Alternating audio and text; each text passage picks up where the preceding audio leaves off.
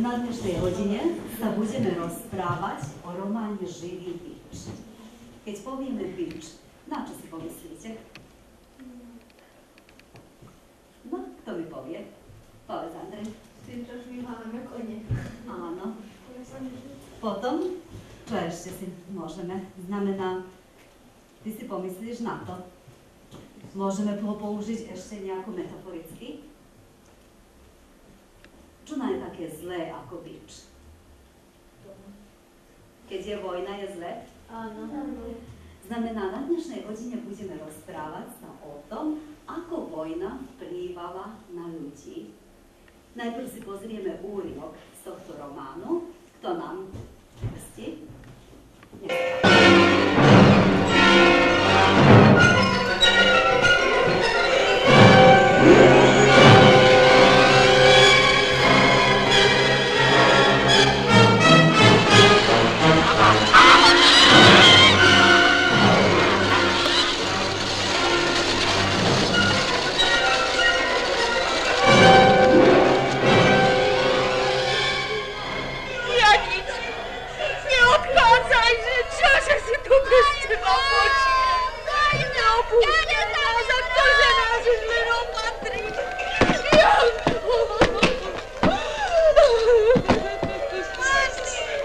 Vrátim sa aj zo samého pekla. Nie! Nasadajte! Nasadajte, chlapi! Adam! Ja viem, že sa mi už nevrátiš. Ja si ťa nepustím. Nasadajte! Adam! Do Vranova ďaleko! Adam!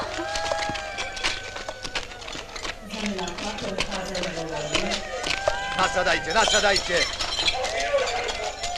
A jo, Šarkan! Jo, no!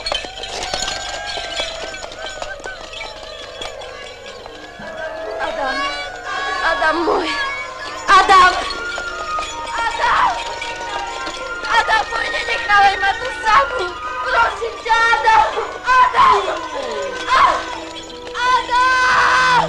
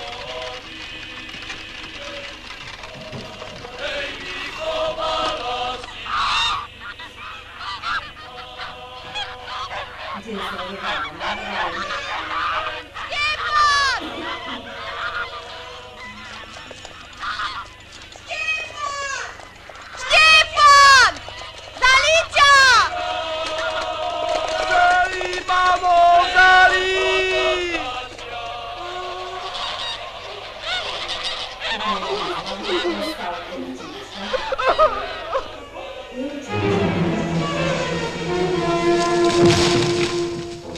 vojny sa vracia Ondrej Korej.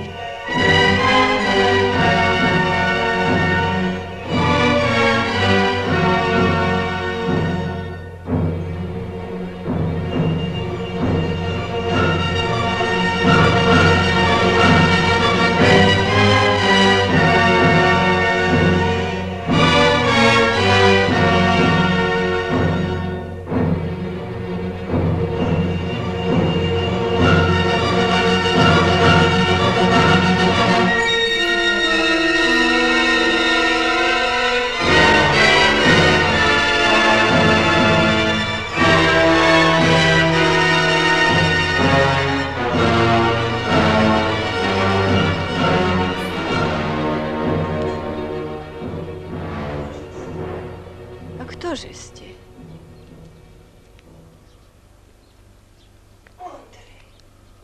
Ondrej. A ruku kde máš?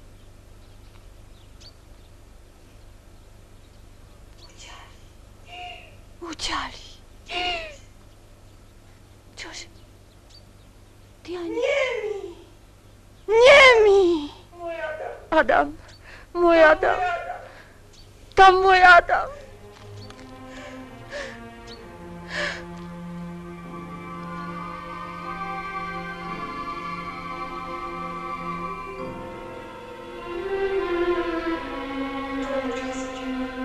Tu ma počkaj, synček môj.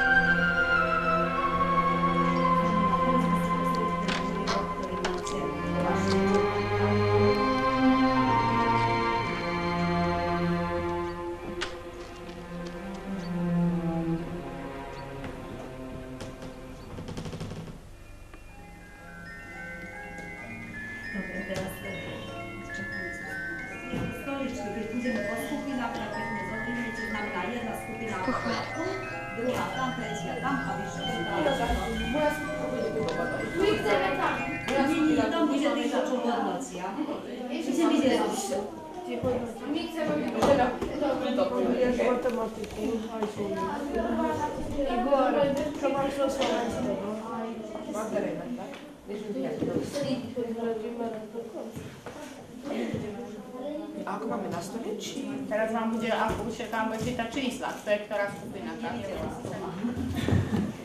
A ste mali veľa pauzu. Tak videla som, ani si videla. A to má viac nie? Nenačímam, teraz mám načí prázdna tabula.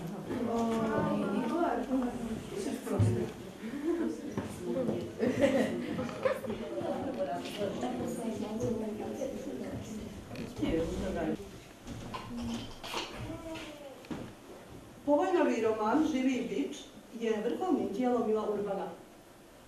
Dejsko románu sú Ráztoky, hornooravská obec nachádzajúca sa nedaleko od frontu prvej svetovej vojny. A predsa vojna sa pomaly plazí i do Ráztok. Prvý na ňu upozorní Ondrej Korej, ktorý sa z vojny vrátil bez ruky a nemý. Román Živý bič je bolestivým výkrikom proti vojne. Tak deti moje, rozdelíme sa do skupín. Každý povie číslo od 1 do 4 a potom jedničky, dvojky, trojky, štvorky tvoria skupinu. Nech sa páči číslo. 1.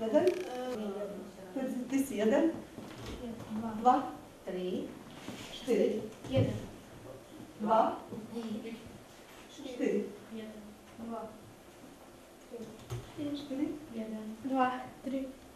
Nech sa páči, formujeme skupiny, jedničky, dvojky, trojky, štvorky. To sú 2. Jednička, nie jedna. Viktor, ty si s nami?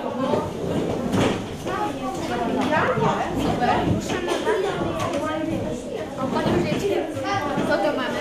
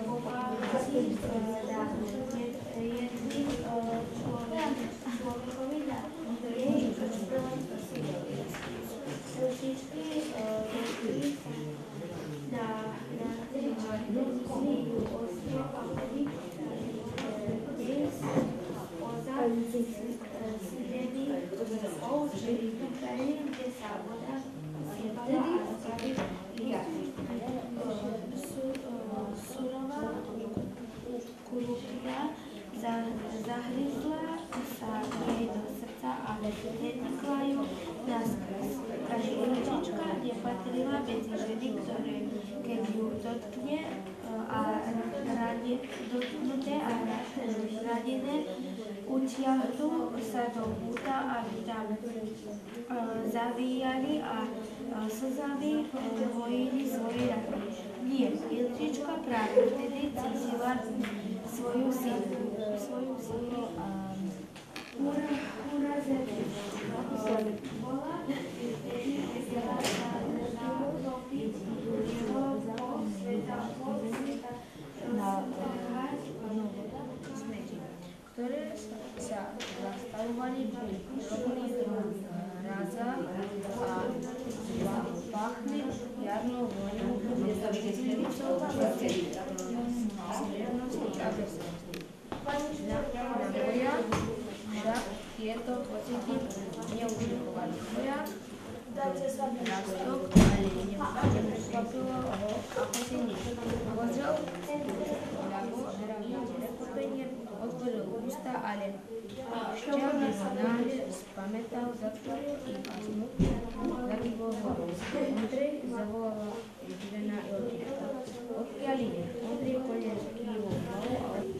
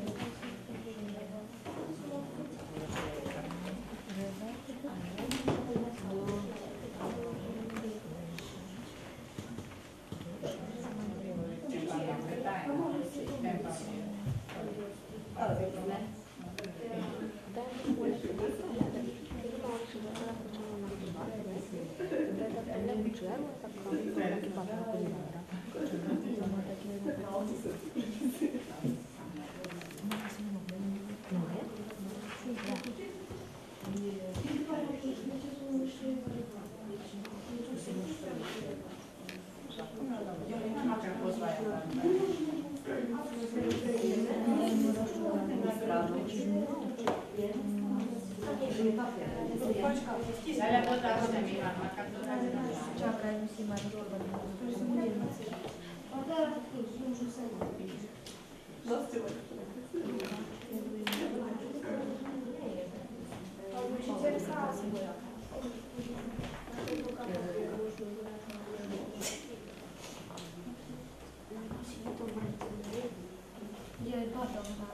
Jeden ma chłopaku kierunek, tak to było Koranu,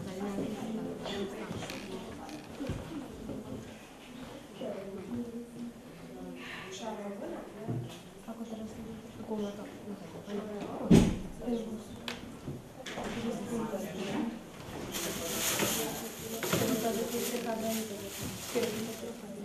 Tu masz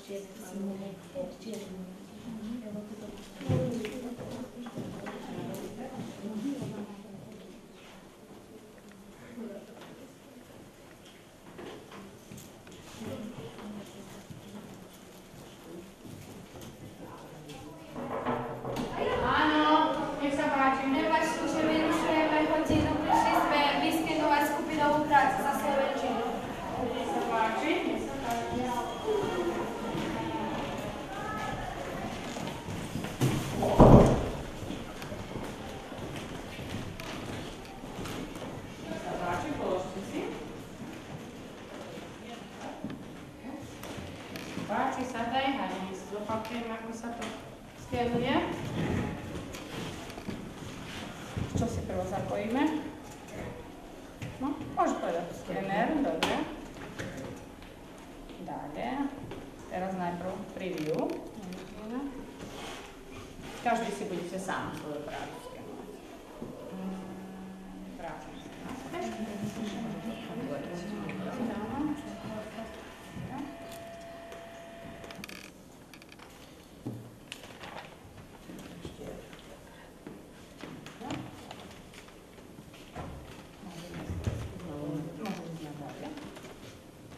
Zmeníme meno. Skupina 3, výkres môžeš tam. Výkres, Ypsilon. Čo to máte? Čo robíte? Román. Živý víc. Tak, živý víc. To sú aj výkresy. Môže byť.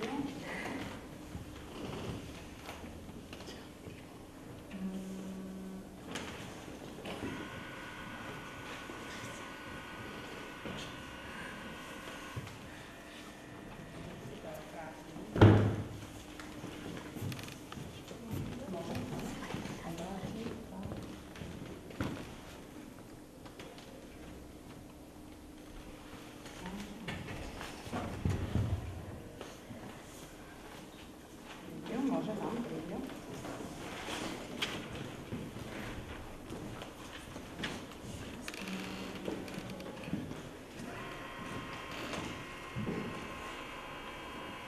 Aj to čo jazda. Pozvár. Dobre. Skupina 1, výkres.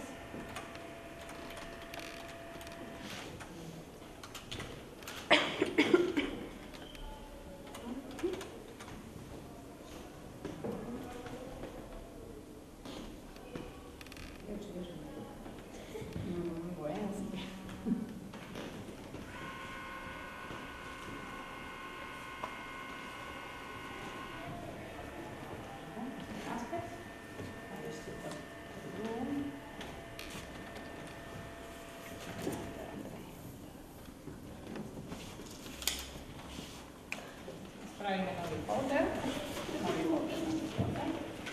A dáme si ako meno živý víč môže byť. Dajme meno.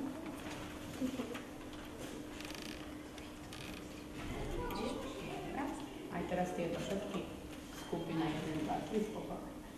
Dávam to. To sú koľko. A ešte máme.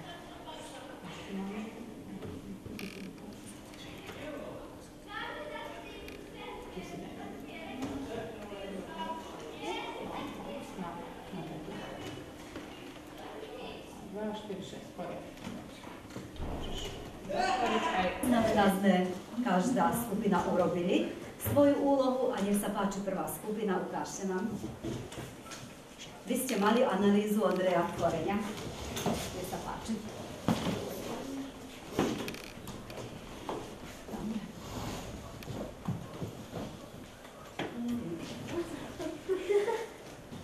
Možeš otvoriť jeden aj druhý a potom nám povedať. A druhá skupina, poďte vidieť sem.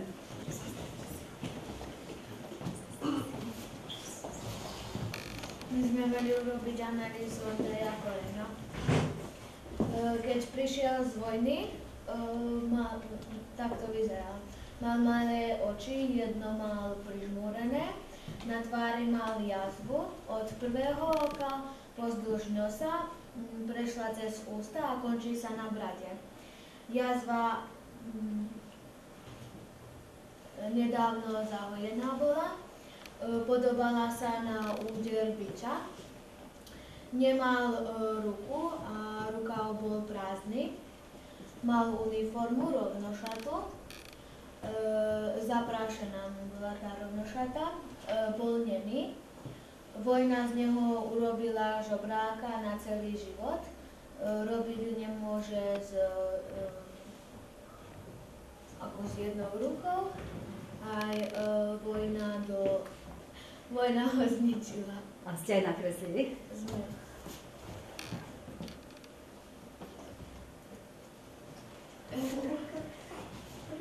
Znamená, takto si vy predstavujete Ondreja Koreňa. Dobre. Vy ste pozreli, ako urobili, vy máte vyhodnotiť toto, ale teraz pozrieme druhú prezentáciu. Znamená, druhá skupina mala urobiť analýzu Ilčičky.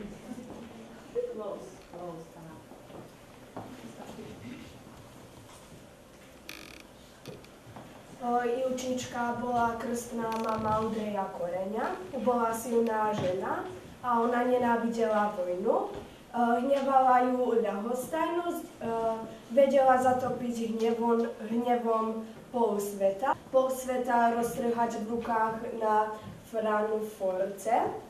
Neutiahla sa do kúta, aby tam plakala. Krv sa jej rozpaľovala, cítila silu a nepoklesla pred vojnou. Tu sme nakreslili krstnú mamu Ondreja Koreňa, volá sa Ilčička. Ona bola v čiernom oblečená, lebo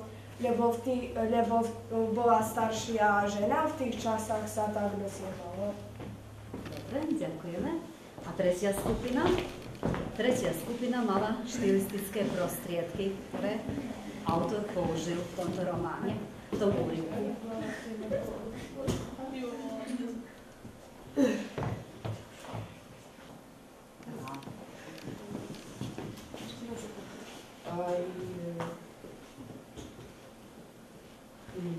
Nemane napísala štilistické prostriedky, epitetom, básnický prívlastok, zlá vojna, rúsnice polia, smrtné oznámenia, ťažké kvapky potu, rozvírené povedomie. Prirovnanie je porovnanie dvoch javov. Smrtné oznámenia podali štát, úder, železnej bestie, zvíjali sa ako železné obruče pod mlatom kováča. Metafora je obrazné pomenovanie. Vojna sa začala rezať do živého. Personifikácia sa dodávajú neživí sa dodávajú vlastnosti živých. Smrtné oznámenia padali na rodiny. Slnko sa zatiahlo oceľovým povlakom.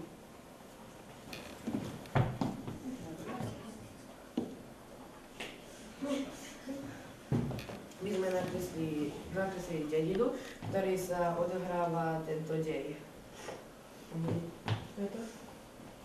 Dedinu Rastopy. Dobre.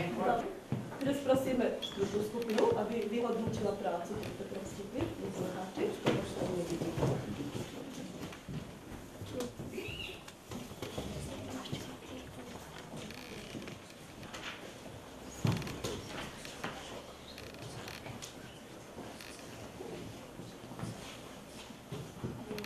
sa obráci, to najmä. Prvá skupina napísala aj vonkajšie a vnútorné vlastnosti bez pravopisných chýb. My navrhujeme známku Petrku.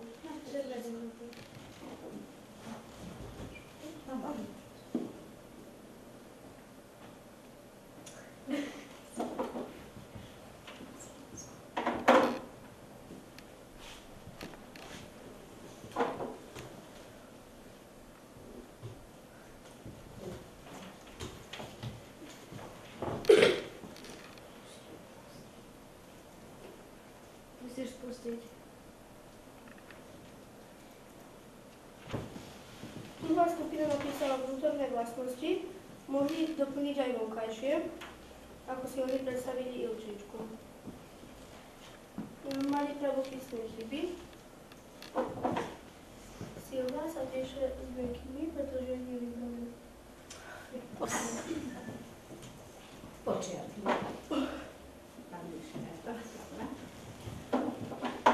Prečo sa píše? Nie je vybrané slovo, preto sa píše veľkými.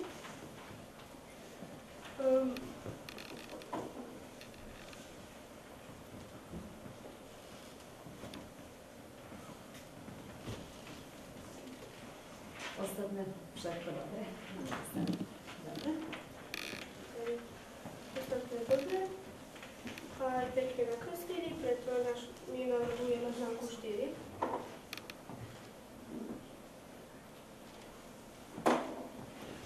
Znamená preto, že nenapísali vonkajšie vlastnosti. Dobre.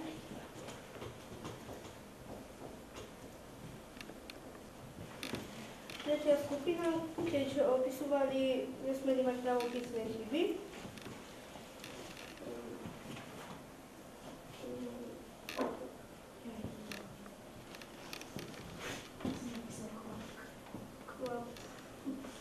Ťažké, dlžeň.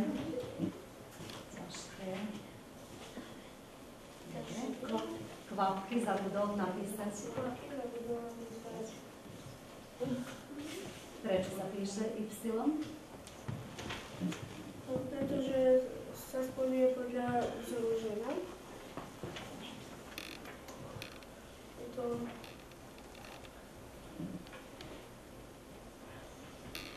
Zavíjali, pestre zavíjali, dlžeň.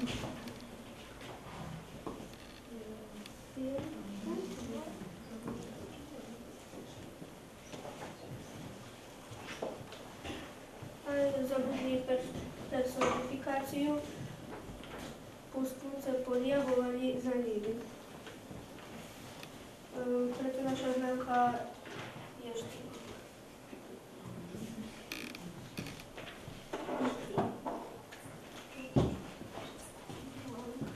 Dobre, ďakujeme.